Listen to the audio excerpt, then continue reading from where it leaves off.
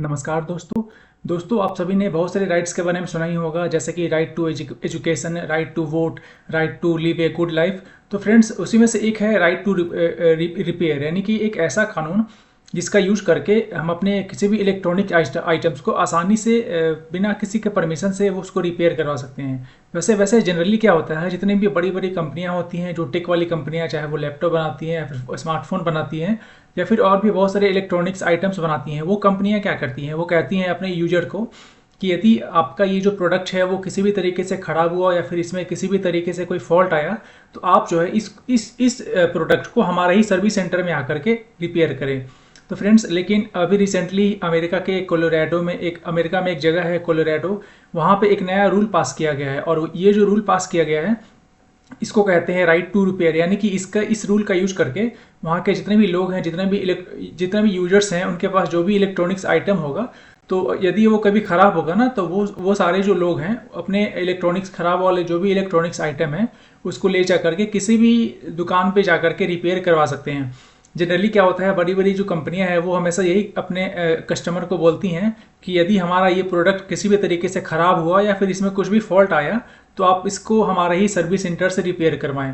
Friends, और बहुत सारी जो बड़ी बड़ी कंपनियां हैं, जैसे कि एप्पल है और भी सैमसंग है, ये सारी कंपनियां बिल्कुल इसी रूल का पालन करती हैं।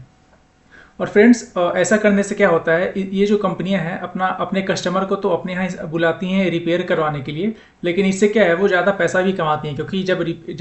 रिपेयरिंग में कुछ जाता है कोई भी आइटम, तो उसके लिए भी यूजर जो होते हैं उसको पैसा देना पड़ता है। फ्रेंड्स, अब यहाँ पे एक सवाल यहाँ पे ये आ रहा है कि आखिर में ऐसा क्या कारण था कि ऐसा रूल वहाँ लाना पड़ा।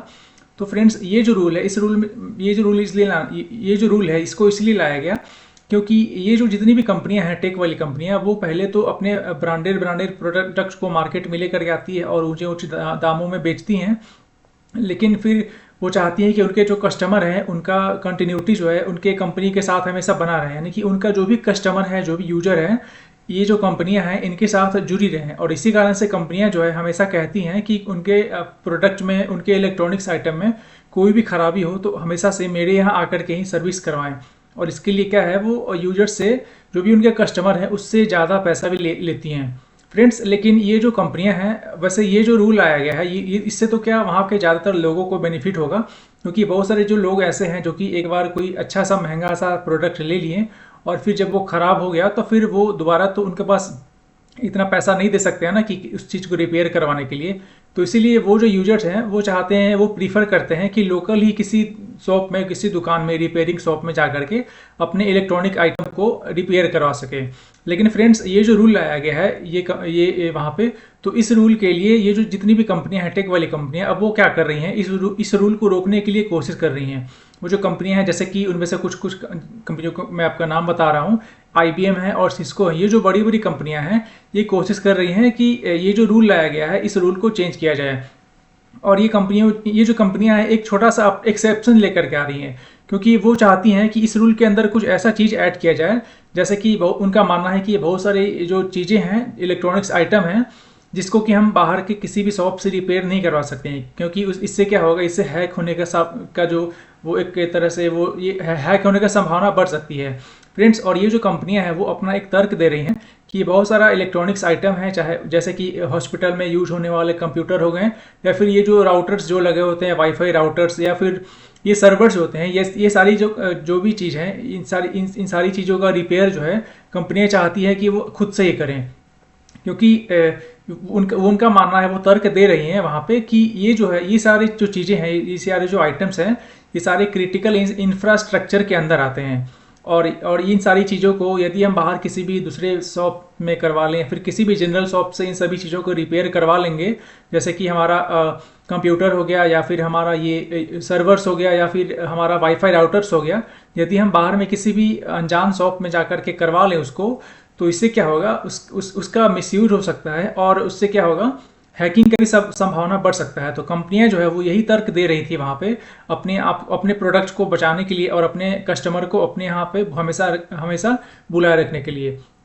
फ्रेंड्स, अब ये जो अब इसके पीछे का क्या कारण है कि कंपनियां ऐसा क्यों कर रही हैं, तो कंपनियां जो ये तर्क दे रही हैं वो बस यही तर्क दे रही हैं ताकि, मतलब वो चाहती हैं कि वहाँ की जो गवर्नमेंट है उसको, वहाँ की जो कोर्ट है उसको बस ये तर्क दे दिया जाए कि हमारा जो आप हमने जो सिस्टम बनाया है, यदि आप बाहर में किसी और से रिपेयर करवाओगे तो उससे क्या होगा, संभावना है कि वो उसका मिसयूज कर सकता है, गलत यूज़ कर सकता है। लेकिन कंपनियां जो इसके पीछे का जो रीज़न, असली रीज़न वो ये है कि कंपनियां जो है वो चाहती हैं कि ज़्यादा से ज़्यादा पैसा कमाना।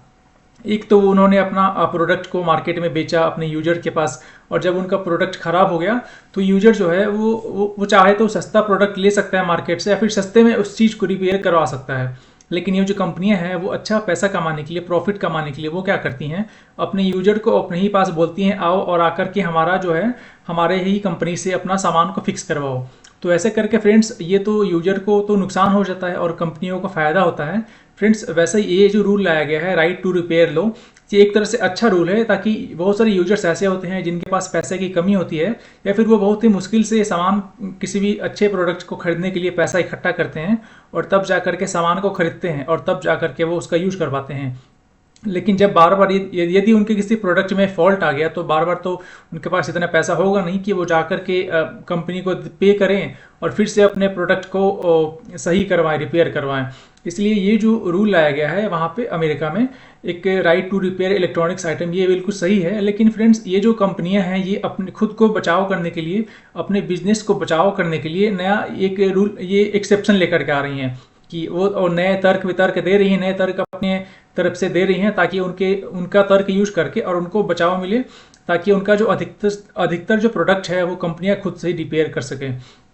फ्रेंड्स अब लेकिन जब यदि ऐसा हो जाएगा, ये जो कंपनियां जो तर्क दे रही हैं, यदि ऐसा हो जाएगा तो इससे क्या होगा कि वहाँ के जो आम जो लोग हैं उनको काफ़ी ज़्यादा दिक्कतें हो सकती हैं और उनको फिर से एक्स्ट्रा पैसे पेमेंट करने पड़ सकते हैं। तो फ्रेंड्स अभी वैसे देखते हैं कि आगे इस मामले में क्या हो रहा है।